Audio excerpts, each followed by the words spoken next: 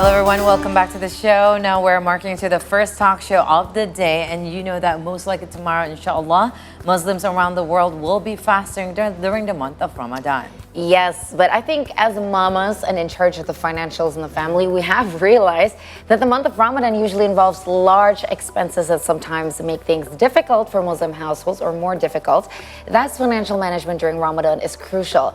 And if finance is not managed properly, chances are you'll likely face a lack of savings and more financial stress, especially in times where you want to be able to meditate and celebrate. I'm guilty to that one though, by the way. And to learn more about financial management accurately and smartly during Ramadan, joining us live right here in the studio, we have our personal finance enthusiast, Dani. Rachmat, good morning, Mas Dani. Thank you so much for being here with us. You're a regular here in the show, and that indeed you're the money man for us. And we're going to talk about this again, as Kai mentioned, especially for the one that is charged of household. Some people find their expenses, such as us, increases during the Ramadan. Yes. So what do you think because of this? Is it because we know that there's going to be bonuses from our husband, from our work? That's why we like to. Also the baju lebaran. Exactly. The lebaran clothing, and the food. everything. And the food has to be festive, right? Wow.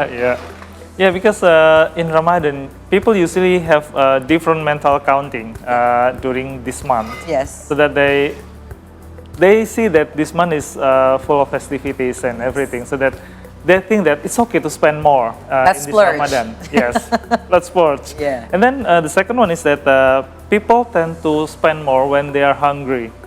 Right. So before iftar, people usually buy so many foods. Right. Buy everything that they can buy. Yeah. As if they can get them all. Right. But then in reality, when they already have their first bite, then that's already enough. Yeah. Yes. And then the last one, as you mentioned, that okay, I will have this holiday allowance, THR, in the end of the month, so that it's okay, I spend more now. Right. So let's buy this, let's buy that. Right. In fact, most of the time they buy more than what will they get in the end of the month. That's right. So it's like, oh, I got 2 times, right? 2 allowances within the month. So I can just finish this one for throughout the month, and I'm going to have the next one too. And yet you don't realize that you have responsibilities to pay during Ramadan as well. Now, I want to ask, what are the portions that we have to, because I think it's best now that Ramadan is minus day 1, we still have the hands and capability of, okay, let's plan this correctly, because a family with kids, we need to be stable in somewhat way. We can't have, we need to make sure we have enough on top of everything. So what is the strategy? How do we portion on what? Yeah, actually the best strategy is to plan ahead and just spend as what we usually spend.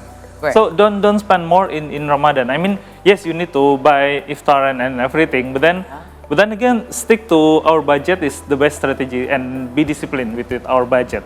So that okay, you have to spend more in this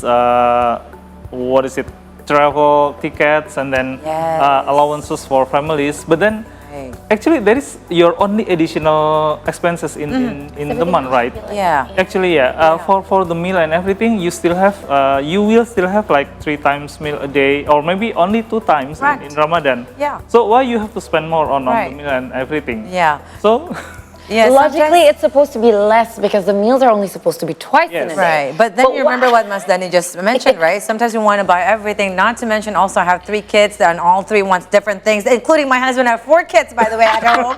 Husband wants something, the sons want something. Luckily, my husband isn't here around most of the time. Yeah.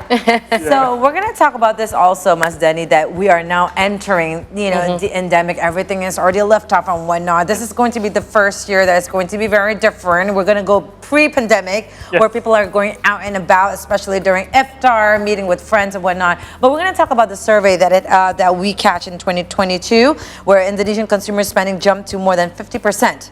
Addition from 2020 to 2022, the average spending budget touched 6 million rupiah during Ramadan.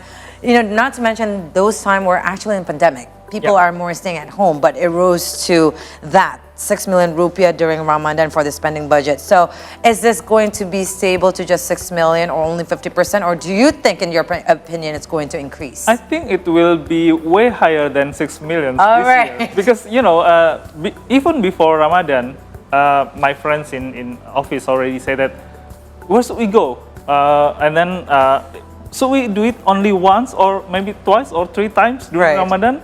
Yes. So that I think that everybody will do that. Oh, that's Yeah. the bukber. Yes, bukber. That's the money we have to Sama. spend on Right. the joint iftar. Not only Yes. your colleagues, it's your high school friend, Yes. your elementary school friends, Your your family. family. The Oh. previous Yes. office and maybe That's right. Yeah.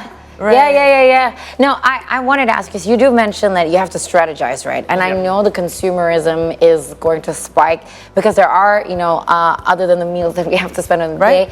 day, the occasions that we have to spend for also. But I wanted to ask, compared to previous months, the price of basic necessities usually increases significantly at the beginning of Ramadan towards the end of Eid al-Fitr holidays. How do we anticipate this? Can you give us tips what we should buy now rather than later, so that later we have the stock, and when the price gets really high, we're safe?